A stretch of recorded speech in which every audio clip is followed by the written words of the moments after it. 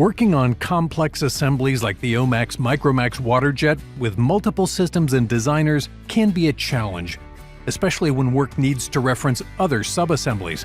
Previous workflows would either have work done at the top-level assembly or by creating duplicate parts in sub-assemblies. These added significant time and could be difficult to manage.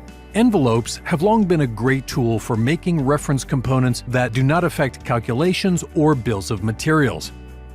With the new Envelope Publisher in SOLIDWORKS 2020, envelopes are no longer limited to components in the same assembly.